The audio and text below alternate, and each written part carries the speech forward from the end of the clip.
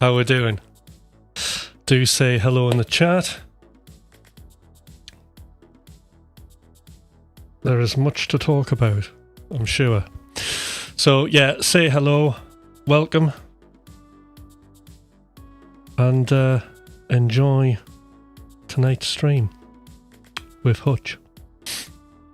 Bit of an upgrade to the channel. I've got some background music now, so no need for that embarrassing silence. I can just sit here and we can listen to the music. Of course, I'm going to be playing lots of guitar though. Hi Troll, how's it going? Good to see you on here. Yeah. What you been up to?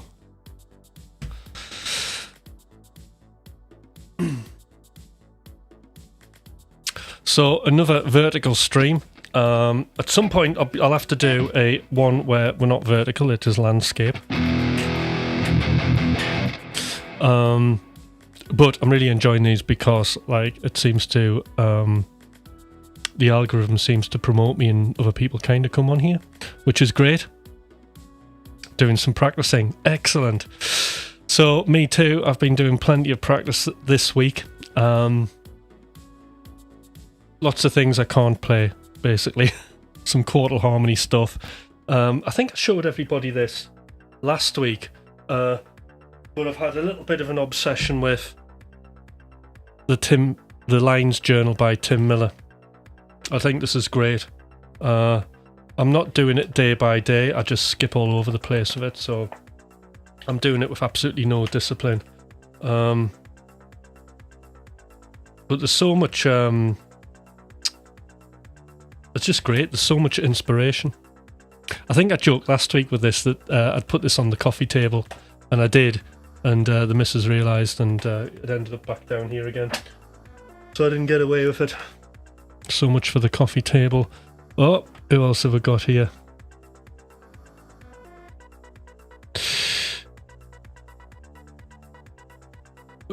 Hi Harry Gaming, how are you doing? Good to have you on here.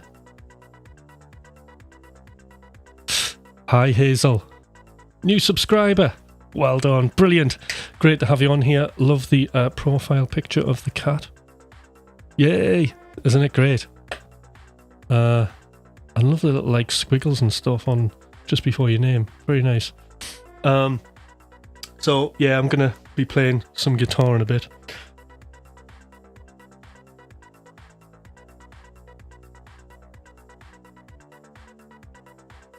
Oh, just switch the background music off for a minute. I'm not sure what I prefer, the silence or the music. But anyway, we'll play something. Of course, I'm going to have to play Distorted Dreams because it's just such a great tune to warm up. And also to sort the levels out.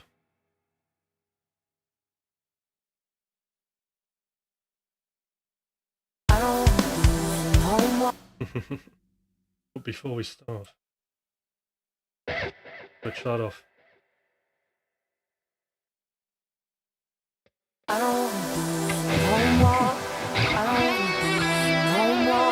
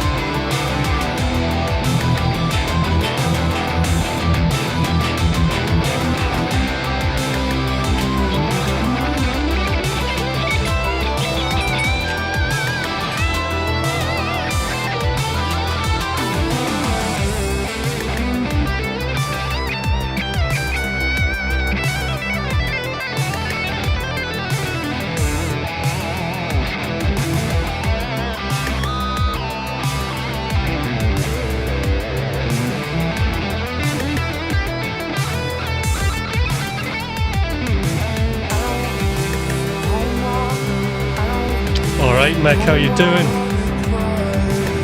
And is that Edson? Diego, how's it going?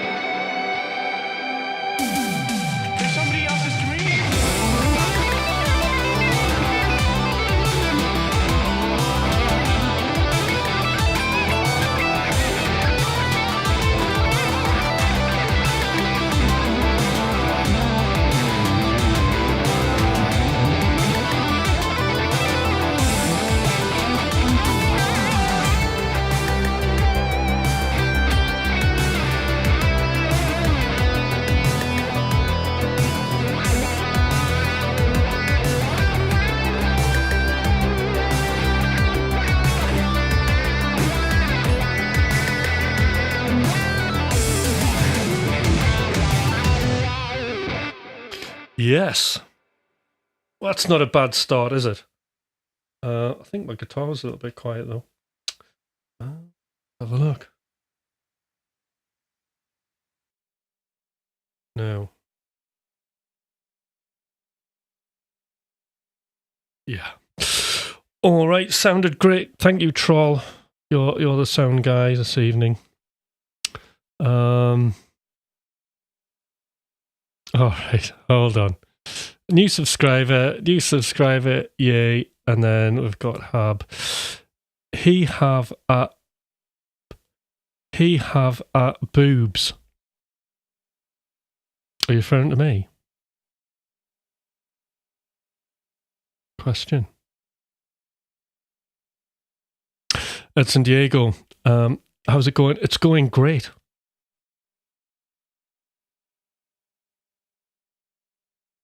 Yes, fire.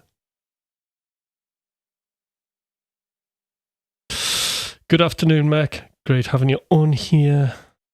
Sounded great. Amazing, thank you. Howdy, folks. There's Josh. Hi, Josh. And, got here just in time. So, where am I from? Big black clock. Well, I'm from the northeast of England. All right, so do give me. I've played one track. I've got 4 thumbs up.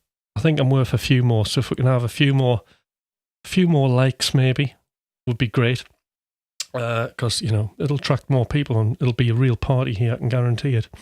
Magnum, do you like progressive rock? Of course, I like progressive rock. I'll tell you what's interesting about me is I'm getting back into it slowly. So obviously, when I started doing music as a young child, I was brought up on a lot of shred guitaring, all the Shrapnel records, all that kind of stuff.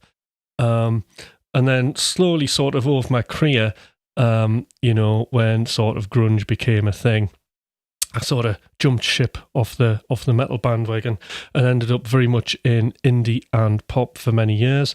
And then I transitioned out of that and I ended up a dance producer. So there was less and less shredding to almost no guitar playing. And then sort of 2014 to 19, I was just doing a ton of dance music. I charted 7 times, released well over 100, I stopped counting. I always say this, 122 tracks is where I stopped counting. There's a lot more than that if you look at my Beatport when I was working as The Rain. But I charted 7 times, which was good. I had really good management behind me too, Dutch. And it was a kind of great part of my life. But then me and Thomas started McRocklin Hutch, and I produced the music I wrote the music, but the problem with that was I ended up playing guitar again. So there I was playing synths, and we went on tour with Dragon Force, and I wasn't playing guitar, I was just playing synths. And I remember they were doing guitar battles, and because obviously I played a bit, Thomas was like, do you fancy a guitar battle? And then I got up, and then he was just like, oh, look, we need to get you a guitar, and then we can have 2 guitars at McRocklin Hutch. It would be an opportunity missed. And sure enough, a Kiesel arrived, courtesy of Thomas, and then I kind of slowly started playing again, and then there was like a tipping point, and I was hooked. And here I am. So, and I think the last sort of 2 years, I'd say, correct me if I'm wrong, I've really had my head back down into shredding, trying to get beyond I was when I was at the height of my shredding back in the day. And I'm certainly there. So it's a hell of a journey. But, I've been a musician, a full-time musician all of my life. And it's been great because I've never done anything other than super creative projects, even my 9-to-5 job. I'm a therapeutic musician, working for the NHS, which is the hospital service. So my main job, right, full-time job, is just super creative. It's all improvisation, it's all music production, it's playing guitar, it's doing like all kinds of like just off-the-map stuff. And it doesn't matter what I do. There's no teaching syllabus. It's just, I just do what's necessary to help people get well with music. And it's just a fabulous thing. So, I mean, that is also part of the journey and fits very nicely with my guitar playing as well and other things. But I think for me, although I love shredding and, I'm a music coach as well, like everything I do has to have like a real super sort of creative thing about it. And I think what I'm addicted to as an artist is the uncertainty. I'm not, like, I don't need to know that if I invest my time into something, will it work or not? I just think, wow, I've got this great idea. This could be a complete fuck up. Tell you what, I'm going to do it. And that's what I do. And it served me fine. One thing I always say to coaching clients is like, there's no guarantee if you're writing music, playing guitar, doing stuff. There's no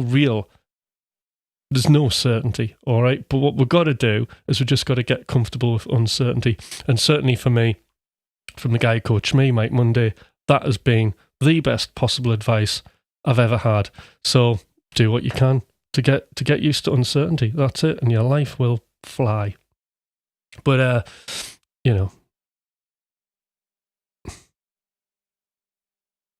yeah, so it is a fun journey, without a doubt.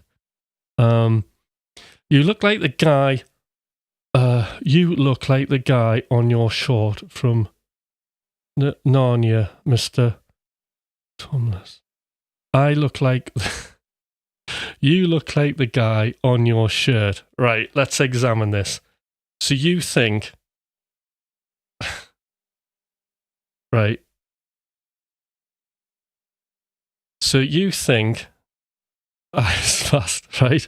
You think that I look like that, so you think this face looks like that. I think, right, what you need to come closer to your screen and have a look. Oh dear. People are obsessed with you look like this, you look like that, you look like him out in Nirvana. Are you a girl or you're a boy? It's like funny. Seriously. Pretty close. All right, thank you. Mr. Tumnus with the horns. Right. So I look like Mr. Tumnus. Right. Brilliant. I don't need to look it up. I'm just not going to waste my time. Right. But actually, Narnia is a good story. I remember it as a child. Okay. Play some Polyphia. Oh, hi, Enzo. How you doing? Now, this is the other thing for those of you, another disappointment that, obviously I don't look like my shirt, but the other thing is I don't play covers. Sorry. But I do play my original music, which is McRocklin Hutch. So do check out my band on Spotify, McRocklin Hutch. Can I learn you a song on my guitar? Can I learn you a song? Can you learn me a song on guitar, please? Not sure how I would get that to work on here. Anyway, we'll play something else.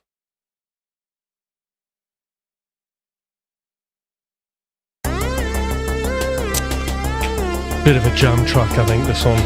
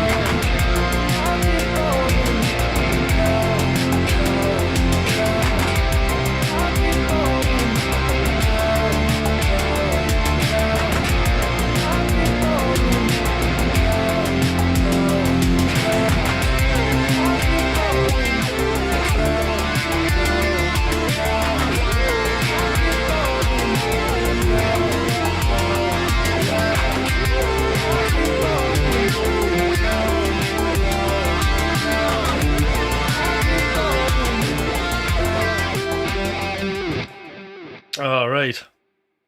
That was fun. So, let's have a look.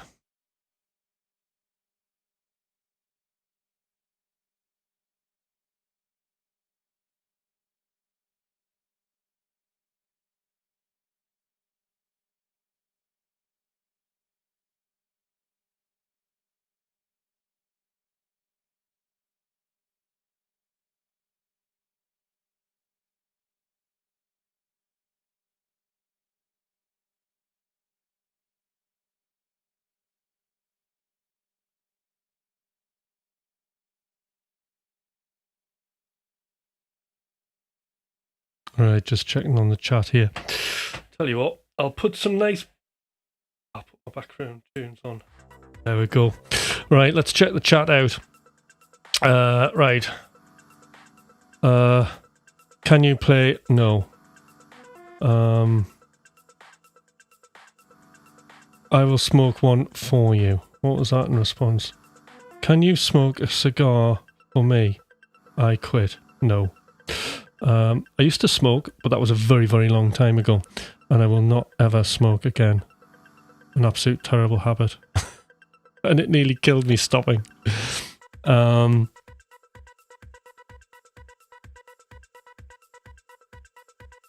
Right. Okay, who's this? Magnum. Yeah, I'm up Glasgow, started on piano and then went out 60s, 70s guitar, mostly Hendrix, and now I'm on drums. I'm always doubling whether I'll actually be able to make it.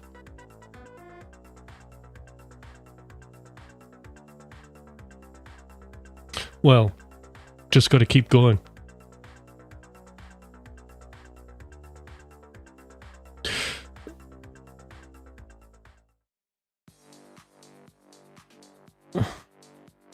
Oh, thank you, troll. No, I don't, like, the reason I don't do music like covers is I don't really want a copyright strike. It's like even the background music here is DreamStream, which is my free streaming company. So this is a good point. So me and Thomas will have like DreamStream, which is just basically lots of like synthwave music that I made that didn't make it to the album or wasn't quite finished, and then I quickly finished them all. We mastered them and then we released them all on Spotify, completely copyright free. So if anybody wants to use any of the DreamStream stuff, just look up DreamStream on Spotify, completely free of charge, and you can play your instruments over it, you can jam on it, use it on your streams, do what you want. It's there for everybody to use, which is a wonderful thing.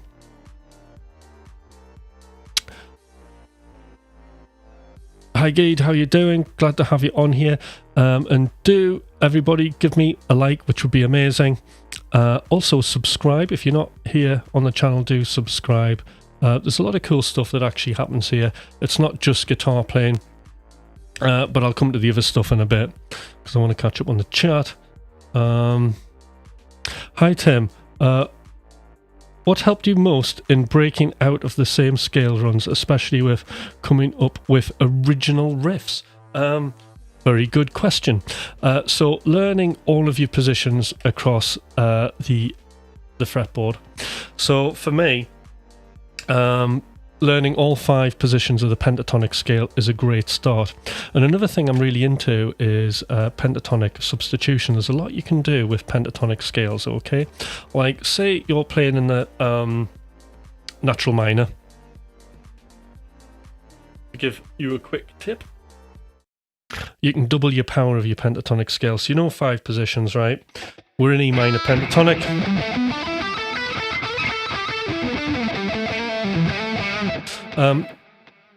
The other thing you can do is you can use the pentatonic scale a 5th higher as well, and that gives us access to another note, which is, you know, an E, F sharp. That's the 9th. So you can end up with like basically a scale which we call the hexatonic scale just by adding these 2 pentatonic shapes together, which really doubles your power. So pentatonic scales are great, but you have to learn them in 5 positions. With multiple fingerings, okay? And then the other thing with your pentatonic scales is you want to learn them sort of 3 notes per string. So that's another thing. I mean, I do a lot of 3-1-3 stuff, so you'll probably watch me play patterns like this.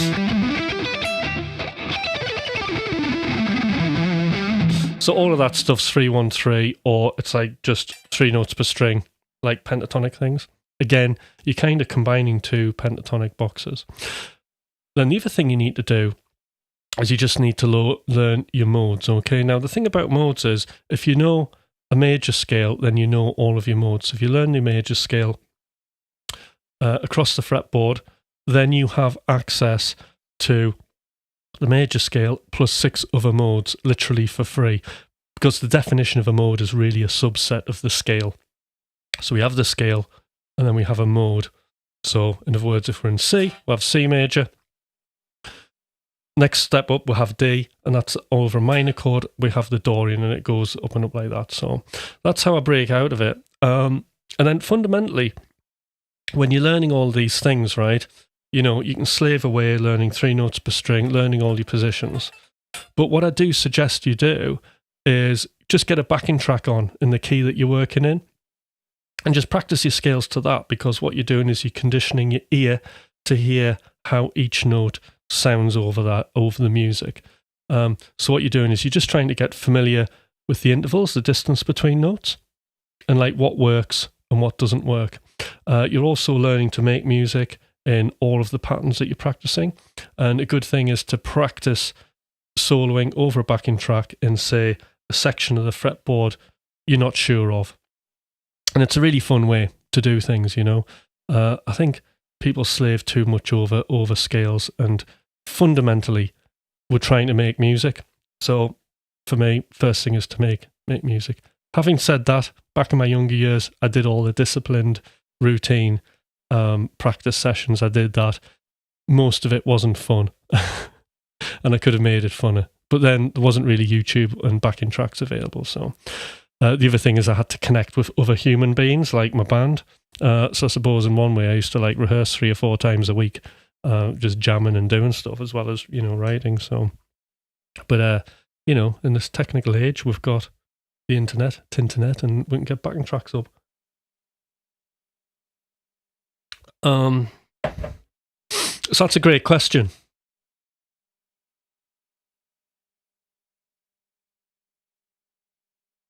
I mean, it's interesting for me because the most fundamental thing that I get the biggest gains of is actually doing these lives.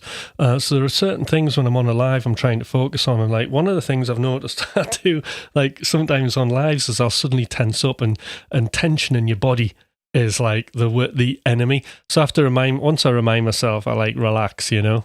But it's just that thing of like just relaxing into the music, listening to the music is like so like important.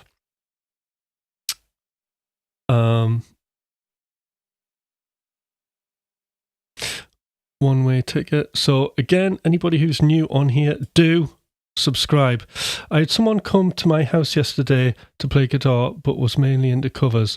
We found common ground in recording a song together instead. Do you think that was the best approach?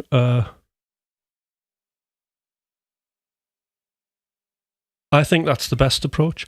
I think creating anything is always like absolutely up there for me, because at the end of the day, why we're doing music? We're doing music, and I'm always talking about this. We're doing music to connect with the world, aren't we? To connect our thoughts, our emotions, and our feelings, which are often a metaphor. But, you know, we can put stuff out there and people will get a lot of pleasure out of that. So making your connection with the world is the best possible way.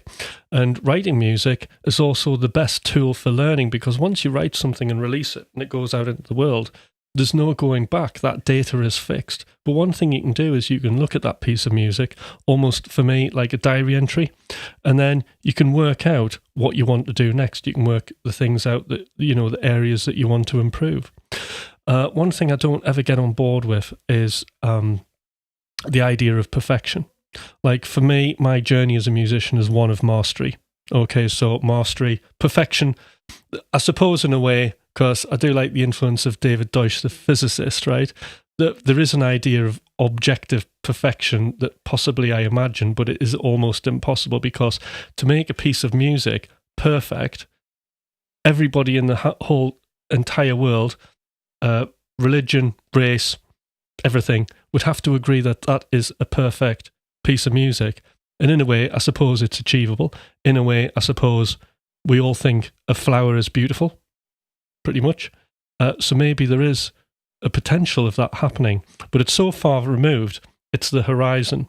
We can try and work towards it, but it's in the understanding that we'll never ever get there. So taking this approach of mastery has been definitely one that I found very beneficial. And then when you're making music, when you're releasing music, when I'm on this live, you know, like lives for me is the way that I connect to the world for now.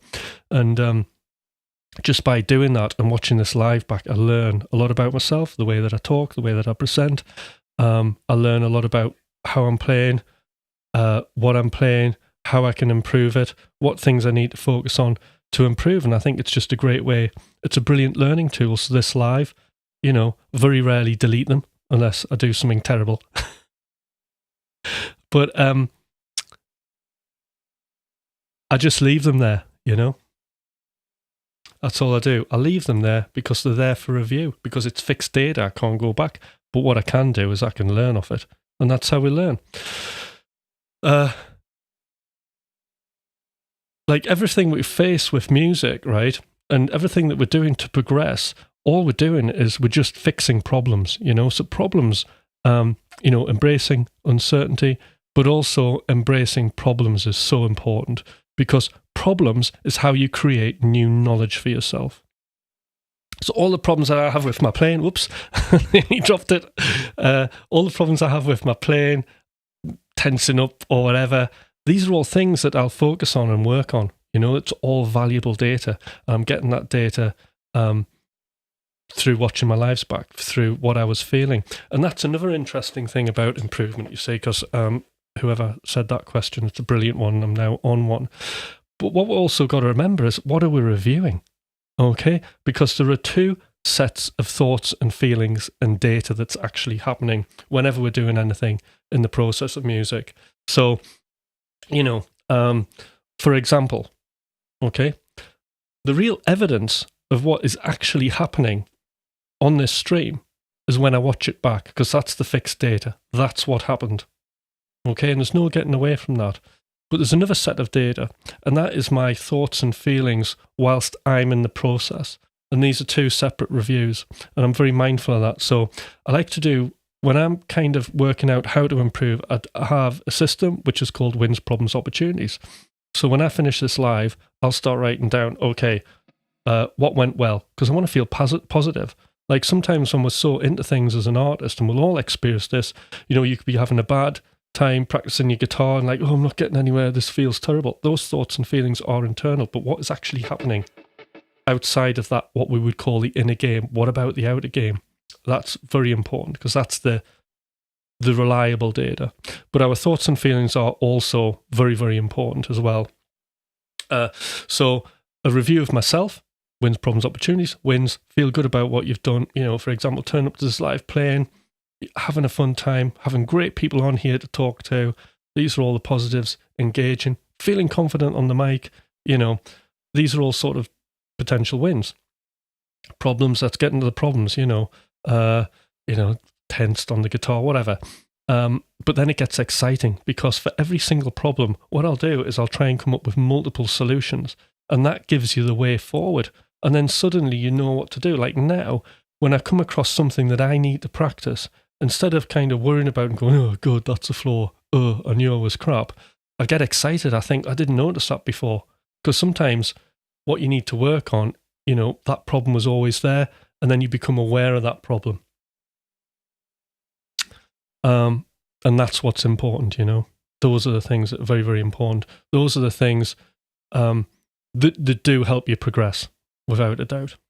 So there you go. I'm going into a lecture here, guys. I better get on with this chat, because it's great having a busy chat.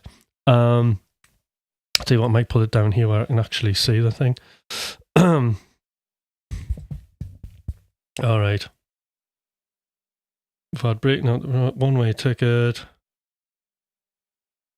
So yeah, Enzo, that whole thing into covers, common ground, and recording a song, absolutely brilliant. Being creative, 100%. There's Steve Cassidy Guitar. Hi, how are you doing? Well, guitar royalty here. Thank you for the flames and the faces and stuff. Brilliant. Galactic, how are you doing? Galactic Bays. Meditation Flute. Thank you, you're good. I love your effects on guitar, thank you. I try my best. No, I don't smoke. I did smoke, but I don't smoke now. And I only smoked cigarettes. Oh, and then it was rollies because I was a bit poor. Then. Oh, it was disgusting. You know, like quitting smoking, okay, right? So, like I quit 20 years ago, right? Maybe longer, right? But anyway, I quit. And I remember that process. I remember hating myself for a year for smoking, right? But not doing anything about it. And then eventually I've got to do something about that. I remember seeing the doctor, you know, because I thought, I'm going to quit, but I want to just make sure when I go cold turkey, I'm not going to die or anything or have a seizure. And she's like, oh, don't be stupid. And I remember the statistics of my area where I was, which was a poor place in Newcastle. She went, if you quit, you'll be the only one that's ever covered this surgery and done it. So I thought, there, I'm going to do it. And I remember my godmother, bless her, she bought me a big pack of Golden Virginia tobacco and put a sticky on it and said, when this is finished, that's your last. And that was it. And I had my last, and it was about 1:30. In fact, it was 1:30 in the afternoon on a Tuesday. And I quit. I didn't go to bed and wake up the night. I just quit, and that was it. But you know what was one of the worst things about quitting is I had bereavement. So in my head, it must have been over that whole year of thinking about it. I must have known it was coming to an end. And I just felt it was like losing somebody. It was the weirdest feeling, like really depressing, and like trying to come to terms with what the end was. But it was the end, and I stopped smoking, which I'm so glad. God, it's such a killer for your health. All right, there's Steve Cassidy. He uses DreamStream. Thank you, Steve. Happy person there using DreamStream. Oh, there's Chozilla. Hi, how's it going, Chozilla? I hope you're making lots of music on Ableton Live. Oh, right, if you've got any interesting racks, do hit me up. Because I'm always, you know, interested in stuff like that. Especially any sort of Max for Live type inventive plugins, you know. There's some brilliant stuff out there. There's a couple of things I've got planned.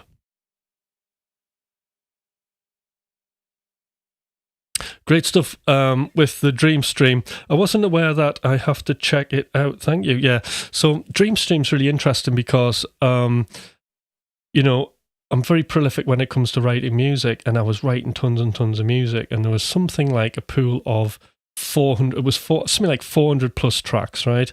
And tidied them all off and then sent them to Thomas and he mastered them. And what these were all of my sort of ideas, nearly finished ideas for McRocklin Hutch, but it was just like in the process.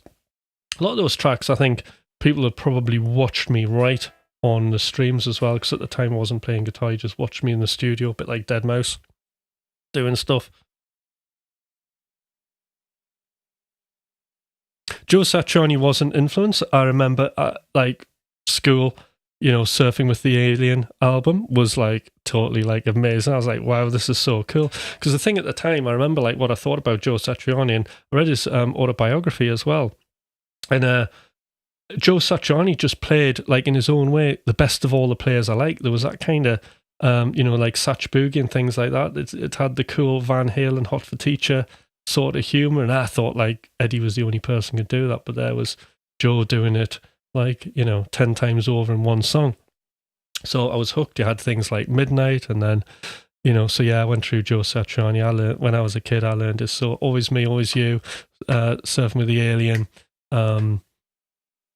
Midnight, you know, I've done all of those. Hyperplexity. Good to see you. How's the guitar playing? Can I play the intro? I'd have to go and learn it, but I've never really learned it before. But I could play it. I'm sure, right? I've got the skill set to do it. But I'm not, because I don't want the copyright strike. We'll get some background on. Look, there's Dreamstream again.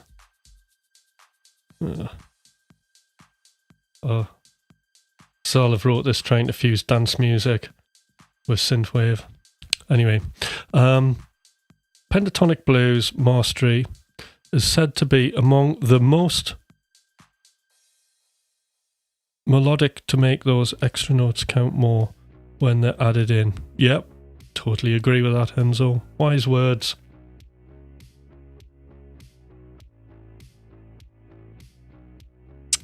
How do you feel about the tonal differences and their use in different genres? I love my P90 Casio for blues. Cheers, mate. Like, everything's good. So what you got to remember is, like, you know, today I'm playing guitar. Other times, you know, which I haven't done for a while now, I'm in the studio and literally I'll use anything.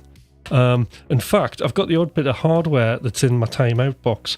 So I've actually got, under this desk, I've got a Teenage Engineer OP1 and an OPZ. And then I've also got an SH101 in the cupboard, because, like, from my house days, I used to love the SH101, Roland SH101. So I got a hardware version. But it's like, you know, like, I suppose those SH1s are a bit like Marmite.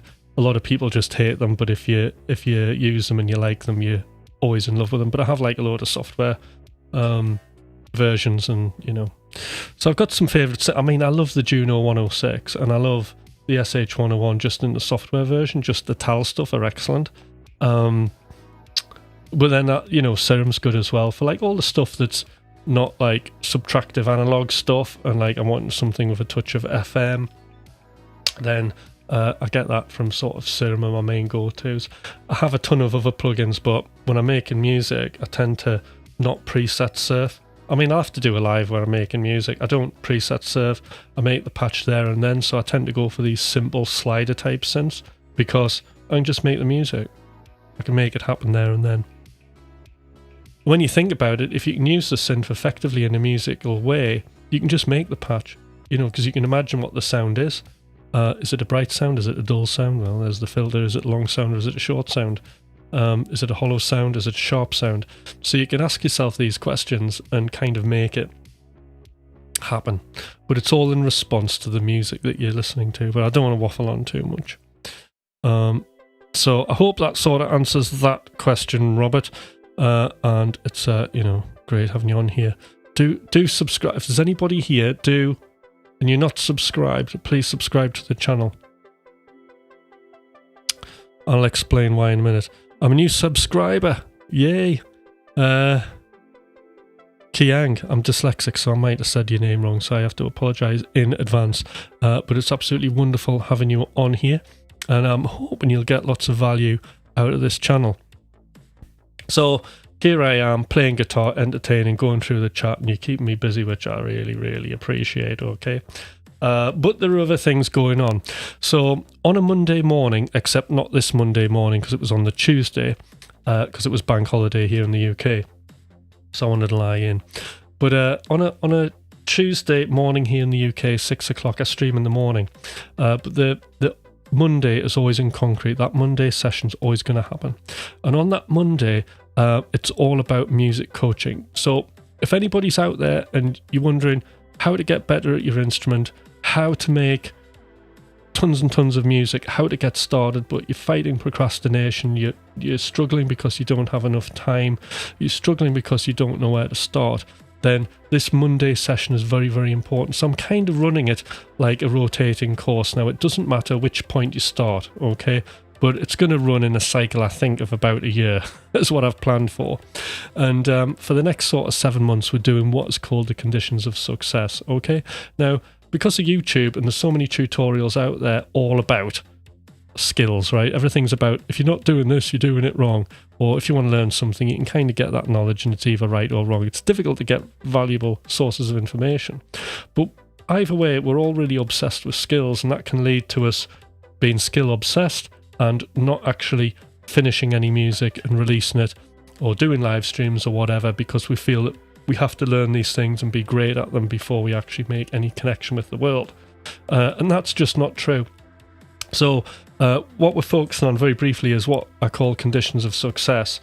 And this is all to do with basically looking at how we can make really concrete habits, how we can, without struggling, without having pain and dragging ourselves to our guitars or our doors to make music or practice, just a way we can make it an automatic thing, bang, and we're doing that thing, and we can be as productive as we possibly can in that mind. Habits, we're looking at environment. I'm really looking at environment's going to be next month coming up. What month is it now? April? Is it May? May. We're going to be doing environment. So I'm hoping everybody's going to send me who attends that live. So what you got to do is please join the Discord. The link's in the about on this channel. And I want everybody to post their studio pics. Don't be embarrassed. I've probably find one of my worst studio moments to share with everybody. I don't mind because I'm shameless, but we're all going to be talking about how we can improve our environments to serve our purpose. That's going to be a good one. So just streamline everything. Decisions, my favorite subject. The next month after that, month 3, will be all about how to make decisions. But we're going to look at the difference between and how we can use analysis and insight for maximum leverage. So that's going to be a really important one. They're all important. Fear. We're going to have a month of overcoming fear. We're going to have a month of overcoming boredom. We're going to have a month of focus. How to focus, tighten everything up, because bad habits come in. How do we kind of get ourselves back into reality? What things do we have to remove from our lives to be able to focus on the things that we want to do? And then finally, we'll have a look at community. Building a tribe, that sort of thing, understanding about our connection to the world, really. So that's the conditions of success, but there's more stuff coming. There'll be production things, there's guitar lessons as well.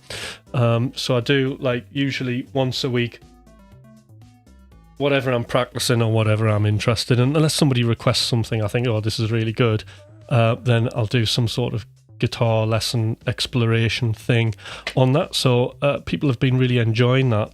So that's been good. So there's the coaching thing, the guitar lesson thing, and then at some point I'll be getting back into the music production, because I know this is something that was very, very popular that I don't do now because I'm obsessed with guitar and YouTube and doing lives. So the music production hasn't been forgotten about, and it will be coming back, trust me. But apart from that, one thing, because I do, when you look at my YouTube channel, there's a lot of videos based on the lives and not much content. I really need to, I think the word is level up the content. So I'm on that. I've started shooting just videos, quick videos. I'm really into this whole thing of just doing everything in one take with hardly any editing and just living with the mistakes and me umming and ahhing and repeating myself. So I've decided just to do a few lessons like that, just to build the channel up, build the watch time, and give it a bit of a push, because the lives have been going well. I've started doing a lot of shorts. They're starting to really get going. So the next thing's to do this content. So there is a guitar lesson all about the hidden secrets of the pentatonic scale, because you got to have a title like that to be popular these days. So I found some hidden secrets in the pentatonic scale that I wish I was shown. That's in there, but it's part of a series of pentatonic substitution. So we're going right from the beginner foundation level, really, and then we're going to build up into the pentatonic substitution. This will then spiral out of control into 3 notes per string, 3-1-3 patterns, all of this kind of cool stuff, hybrid picking. So there'll be a big kind of pentatonic push. We'll be looking at modal harmony. We'll be looking at improvise. We'll be doing everything. Okay. Oh, this is one. You see this tune? I remember doing this tune. Believe it or not, the mode that this is in is Locrian.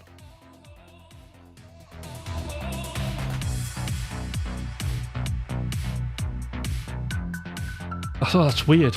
So groovy, like Prodigy synthwave, isn't it? I'm always like, when I'm on Thomas's stream, I'm always like, oh, that's a really good tune, I should release that. I should find the projects for some of these. Let's continue with the chat. Hello, news. Right, okay, we've done that.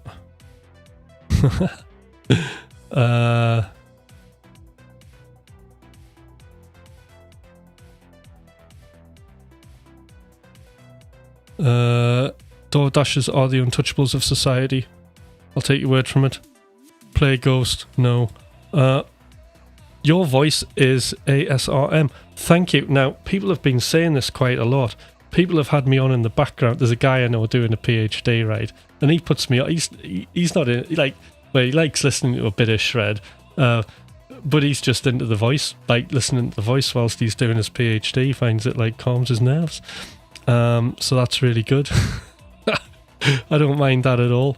Can you play Iris the Go-Go Dolls? Believe it or not, I do actually know how to sing that, but I ain't playing it because I don't want the copyright strike. Honestly, I'll play something original now. Quitting smoking was the hardest thing I did in my life. Josh, God, I'm with you there.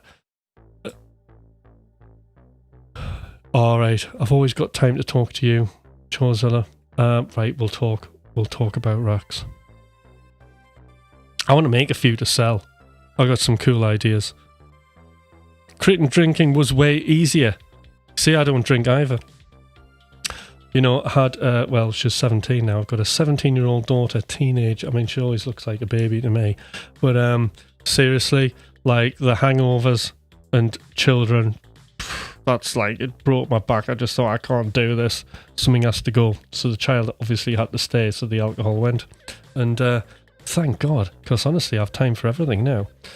You know, I did the typical thing, drinking on the weekend, then feeling like, can't be bothered for the rest of the week, and then hey, happy at the weekend again. It's just nonsense, isn't it? So I stopped that years and years ago, very long time ago. But yeah, you're right, smoking's like in your DNA. It's horrible. So yes, Josh, full credit. I'm not gonna try nicotine. Try nicotine lozenges. Great, works for me. There we go. Some good advice from Josh. Hi there. Do subscribe to the channel if you're not subscribed, and enjoy the show. I'm talking a lot. I know I'm talking a lot, but I will play something in a bit. Juno DI, are we referring to the Juno 106, which is like my favourite? Okay, the Juno 106 has got to be my favourite synth. Simple but effective. Interesting. I've had all the emulations. You know, I've had the Rolling Cloud one, which I've got all of them. You know, I've got the Rolling Cloud one. I've got the Tal one. I've got the what is it? Soft Tube one. And I've got the Arturia one. Those four. The Soft Tube one is the most realistic. It's frightening how real that is, right? To like original, you know, they've nailed it. But it has its all dysfunctionalities as well, where you just feel like you're going around in circles trying to make the same sound when you want something different. Not its fault, it's just so super accurate. So that's good. I had a phase of that. But the one that I like, that just gives you, it's not the most accurate, but brilliant, is the Tal. That's the one I have in my template, and that's like your dream Juno in the modern world. You see, it fits perfectly with synthwave. If you think about synthwave, the definition of synthwave to me is like if you can imagine 80s music continuously made as if it had never stopped to now. That's what we've got. That's synthwave, and the Tal fits into that category very, very well. Here we go. You look like the guitarist Dave Murray from Iron Maiden. Cool. I'm glad. Or the singer from Def Leppard. Yep, Josh. Thank you. These are great. These are amazing observations. Galactic Bass Fire. Jam over it. Yeah, jam. What am I jamming over? Nirvana, of course. Deftones. I can play all those. Right. Hey, what's one of the first things you can remember being psyched to learn and how to play? Something that made you generally smile yourself. Hell yeah. It's got to be Crazy Train. Crazy Train was amazing. I remember the guy who taught me, Simon, who was my mentor. He was like cool. He was like in this band when I was only little. And he was my brother's mate, who was a lot older than me. And and he was like a rock god to me. And I remember him showing me it, and he was like, "You'll never get it." And I got it, and he's like, "Whoa, how do you do that?" I was like, just keen. But I remember it being an amazing moment. Actually, I'm glad. That's great. That's really brought me back. Pearl Jam, great band. Allison Chains, amazing. I mean, one thing we're proving here is like everybody who comes on this stream has got taste. Bad voice to wake up, good voice to fall asleep to. Rock out, brother, I will. It's alright. I can hold my own. You do have a soothing voice. Thank you, Josh. Arch Projection, hi. Good to see you at this time. It's good. It's a sensible time. This is the time for everybody else who doesn't get up at the ridiculous time in the morning. But then again, the morning thing is like, you got to get up, drag yourself to it, because it's like important, isn't it? It shows dedication.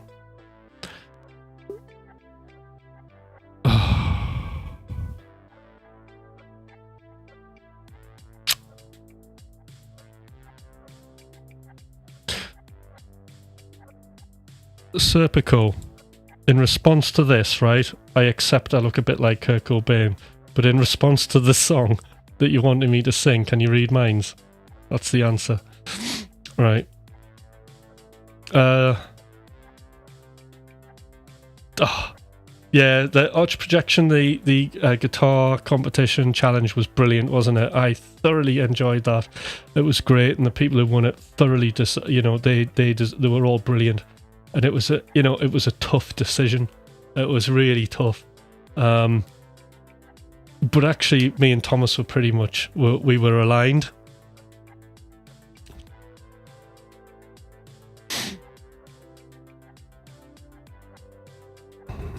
I don't know what track it was now, Troll.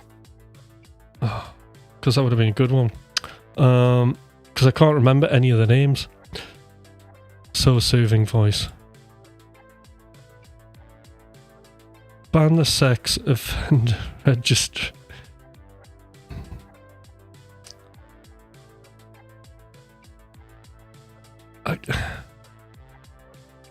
This is the thing, like with the vertical streams. Sometimes you get a different clientele on here. Oh, this background tune here, this is very John Carpenter inspired. It's almost like it reminds me of Assault on Precinct 13. I was a big, I had like an older brother, and he used to have like John Carpenter films, and I used to love the theme tunes. I used to love Escape from New York and Assault on Precinct 13. I was far too young to be watching them, but they were just like, it was amazing. Yeah, they were just great, weren't they? I tell you what, I better get back to graft here, I'm forgetting that I'm actually playing guitar, but that's been great, just having this chat. Absolutely wonderful.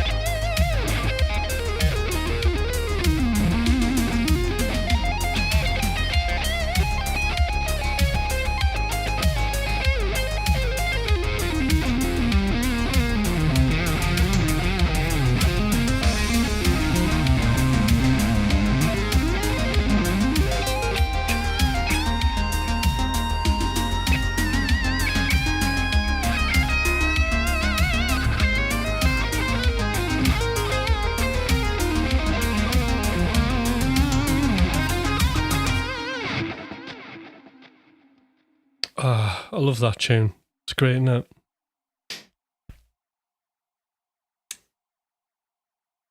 But I'll tell you what I also like. I love this.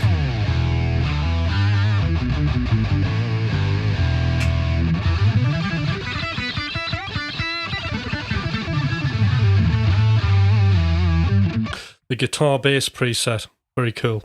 And we can kind of get something going. See.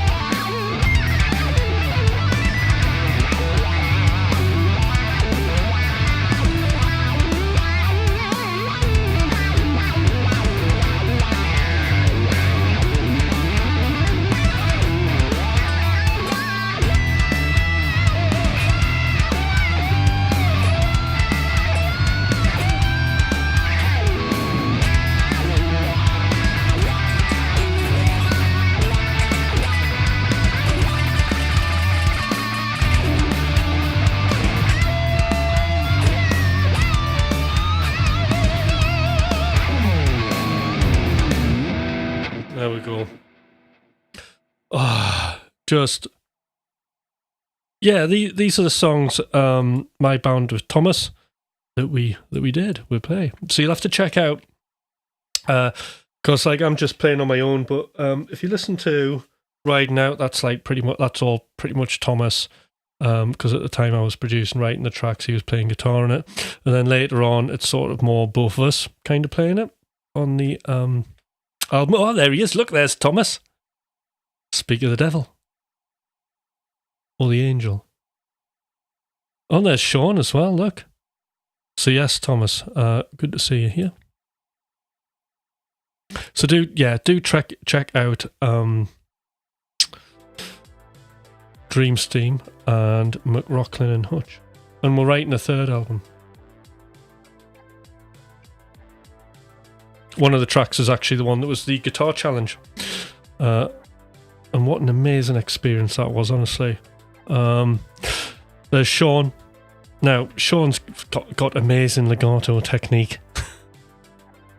We're going to have to see more of you with that lethal legato, Sean, in the public.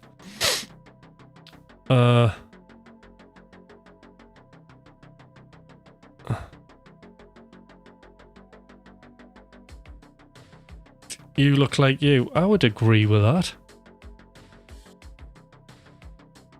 Hi, Thomas. Hi, Sean. From Enzo. Our projection. And his cut is incredible with the whammy, but oh god, yes. I mean, that was just incredible.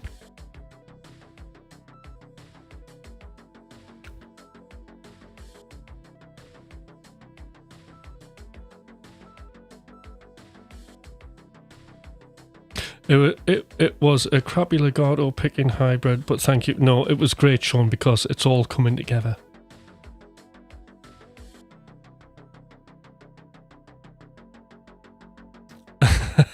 Sounds like a good name. I used to look like macaroni chuckling. Sorry, dyslexia's kicking in. When I was small, and folks would make me slap my hands on my cheeks. Oh, did you do it? Some guy. I don't know, the way people amuse themselves these days. What time is it? Wow, we've been on for an hour.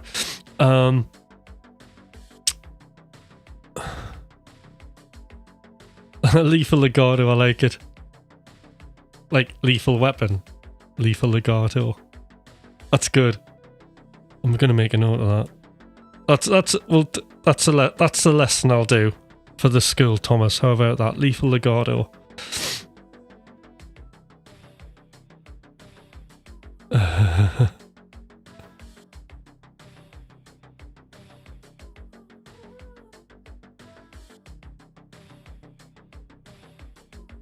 Home Alone movie, right? Very cool.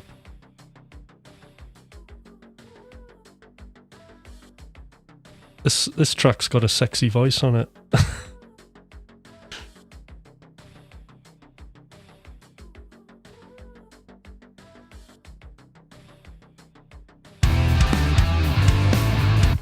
Anyway, let's move on and we'll do something else.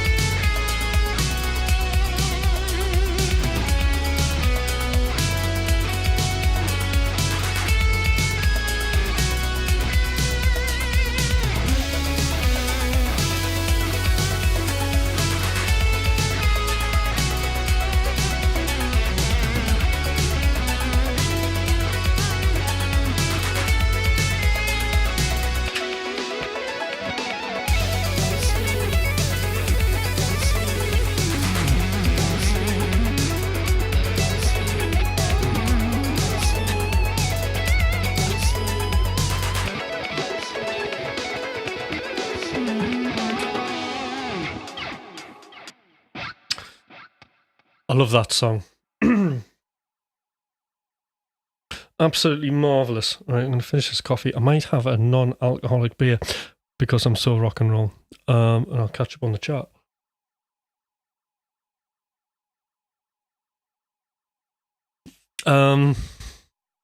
So yeah, if you're new to the channel, please subscribe, hit the notifications.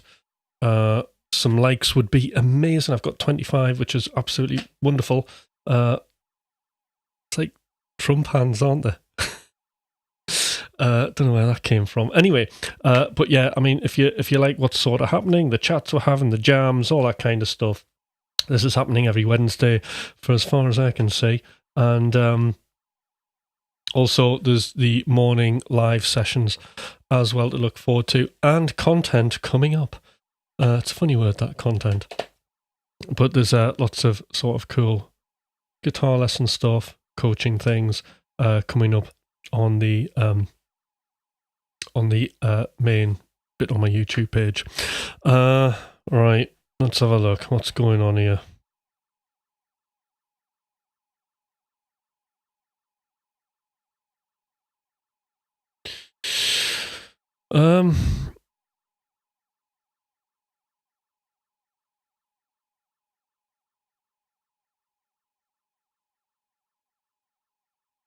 Oh, look, Sean's rocking out.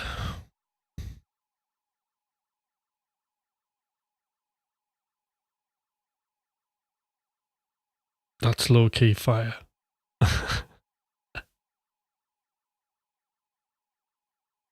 Hi, Jenna. How you doing? Great to see you on here. Arch projection, fire. Tone is sounding great. It's really good. So what we've got to remember is, so everything I use in my live set that you're hearing is all Polychrome DSP. I absolutely love Polychrome DSP plugins.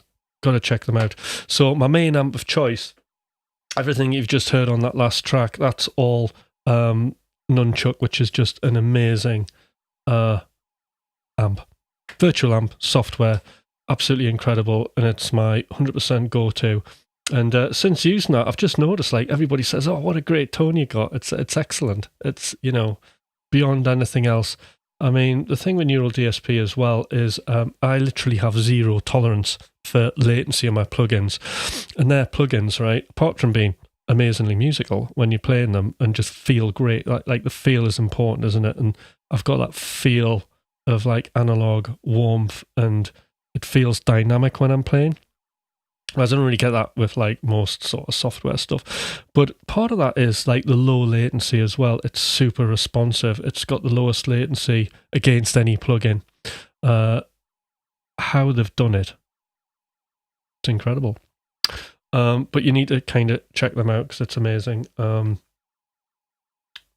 yeah, everything. McRocklin Suite, absolutely amazing. Got that in my set. My guitar bass thing, you know, that's all Polychrome. Actually, that's their Nutcracker plugin. Brilliant. Doing my heavy riff on that.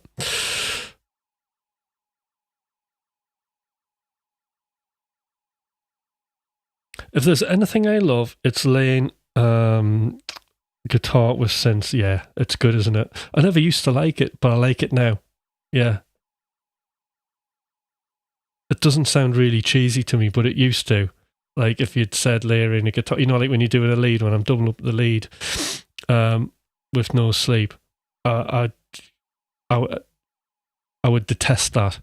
Like 5 years ago, I'll be offended by it. But like now I like it. It's weird how your tastes change.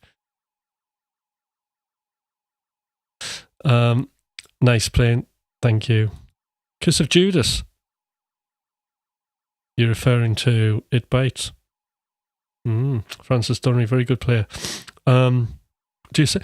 I do sing, but not here. In fact, there is a kind of song that was proposed for McRocklin Hutch, which is me singing, and I think Thomas has played it on that. I think he's got it. I don't know where it is, but he's had it out. He's played along to it. I had a jam along to it.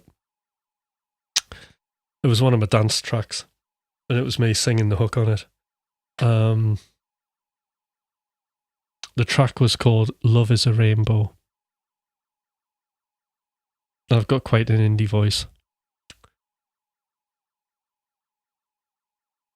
I wrote a song which I can give quick to you, friend. Okay.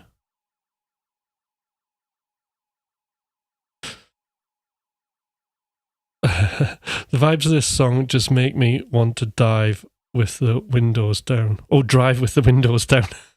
Advised testing drive. Would you care to share what you played for the group? I mean, like every single note I played, that might be difficult on here. But I'll tell you what.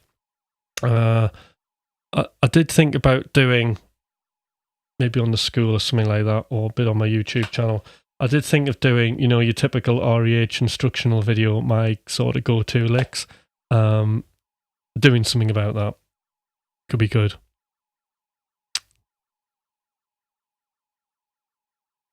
Bo Callard, you can ask me a serious question. I'm actually intrigued. You like the backing tracks? They're actually proper tracks. Oh, but obviously the Dream Stream here. Right? Oh, that's good, isn't it? I suppose technically they're backing tracks.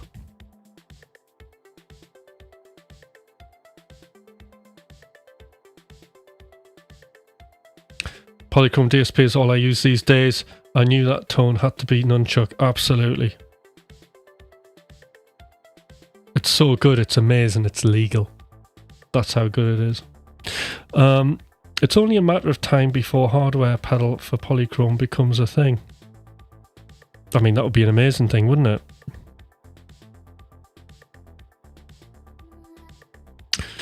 I love to create lead lines in my music by layering a synth and guitar tone. Adds a wonderful, unique sound with a minimal effort. Absolutely, I totally agree with that. 4mm latency using UAD Apollo Twin Thunderbolt CPU neural DSP plugins. Yeah, I mean, on this live, I'm sort of under 6 milliseconds, if I remember rightly. And obviously I'm using streaming software. The cameras are set to 4K, streaming in at like 1080p. I'm running Ecamm Live, and then I'm running a massive Ableton Live project with all my plugins and stuff as well. So quite a thing. But then I'm running like multiple instances of Polychrome DSP plugins. I'm running. Well, just my guitar bass has 3. Then I've got another 4, 5, 6, 7, 8, 9, 10. I'm using 10 instances in this project. It's incredible. And I don't feel any latency or lag. Neural DSP, wonderful as they are, put a few of those in your project, you've got latency. It's horrible. So when you're recording, writing tracks, you're having to like kind of commit the stuff, which I don't like to do. I like to just, get the sound when we're at the mix. Because the thing is when you're mixing these things, like guitars, I like to get in, because like sometimes, rather than EQ a sound, I like to kind of change maybe the cab. If something's lacking high end, I like to just, go for a different IR. Or speaker chain that we have in the Polychrome stuff. Yeah, breakdown, I'll do that. It's a thing. Actually, it's a good one to do that, Des, because I'm getting into the whole content thing now. Look at that, 1.3 milliseconds. And that's in your project. So the actual instance, I mean, that's in your project troll, but like each plugin, the instance in milliseconds is 0.048. I mean, that's just ridiculously low. Hold on, I'm going to double check. 2 samples, 0.042. Less than what you get paid for getting your track played on Spotify, I believe.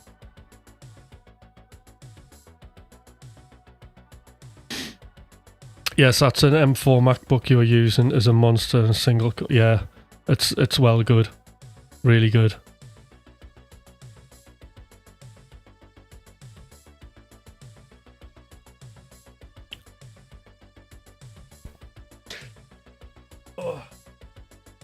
Right, let's see if I can open this without spilling it or it exploding everywhere. Oh yeah, Des, I'll reply back to your email. I got it.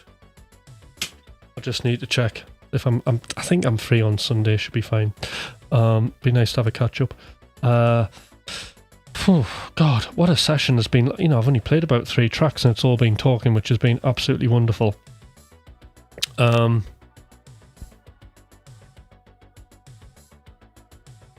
worries, yeah. I'll get onto it. Yeah. Nice and relaxed now. Anyway, I think I'm coming. Anybody else got any sort of questions for me? You know, I'll hang around for a few more questions before I head off. But I want to go for my walk in the park soon. I like a bit of walking exercise. So anybody want to ask me anything? Somebody was going to ask me, can I ask you an honest question? Did I get that question?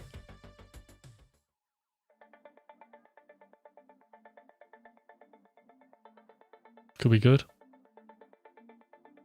But any questions, please put them in the chat.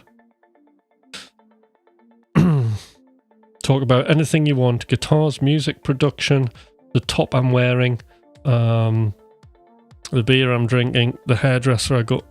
What's the name of your band again? McRocklin and Hutch. I'll tell you what, I'll put it in the chat.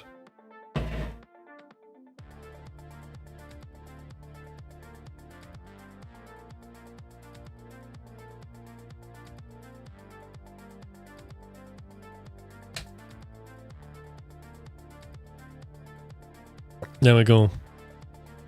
McRocklin and Hutch. The other thing you might want to do.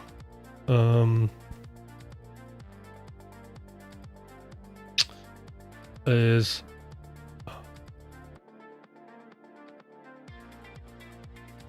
oh, that's funky, isn't it?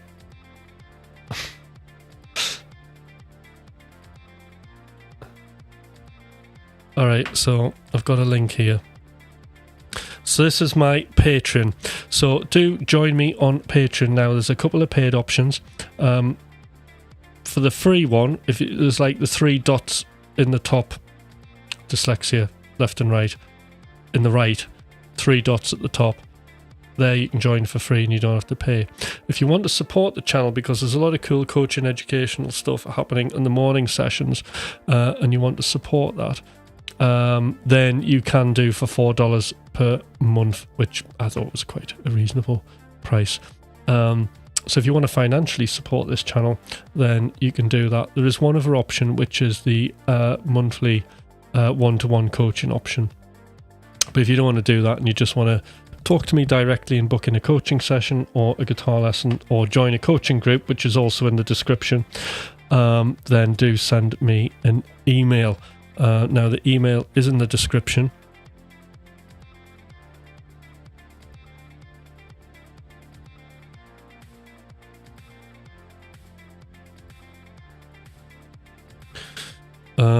But there's the email for anybody who wants to get in touch about coaching sessions, which are hugely beneficial. Everybody who does them loves them. Well, that nearly rhymes, doesn't it?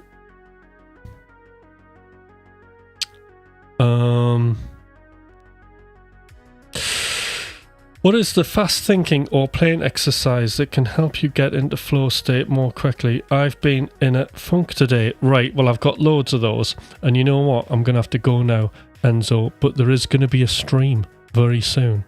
And I'm going to talk about that very thing. About how we can use sensory input to focus our minds. So you know when I talk about self 1 and self 2, self 1 being the critical self, which is what you're going through there, that kind of constant reviewing of our performance, and we get on board with the thoughts and feelings when we're trying to play of kind of usually negative scenarios. What we want to do is we need to be in self 2. If you're wondering about self 1 and self 2, this idea comes from a book called The Inner Game of Music, which has like been my Bible. And self 2 is basically our flow state, where we feel that we're completely embodied in the thing that we're doing. We feel that making decisions is effortless. We experience time dilation. So, when you're doing something amazing and the time just disappears like that, that's all the conditions of flow. But one thing that's interesting, Enzo, and a tip I can give you, is if you look up the conditions of flow, just type into Google, maybe psychologist Stephen Kotler. There's a list of conditions of flow, and pick a few of them, because what we experience in flow, we can actually use and create games and exercises to get us into flow. So there's a little tip. But if you do your sort of research on that, that'll get you in good standing for the next live that's coming up, because I think we're going to talk about that, because I'm getting excited. So yes, it's been a pleasure doing the stream. Thank you for coming along, Troll, and everybody else. And thank you. I mean, it's been a very talky one, but I have enjoyed playing, and I'm looking forward to watching this back and reviewing my performance. All right, guys, do give a thumbs up if you haven't already. If you haven't subscribed, do subscribe. I do like the support, and it makes me work really, really hard. All right, catch you later, guys, girls. Bye.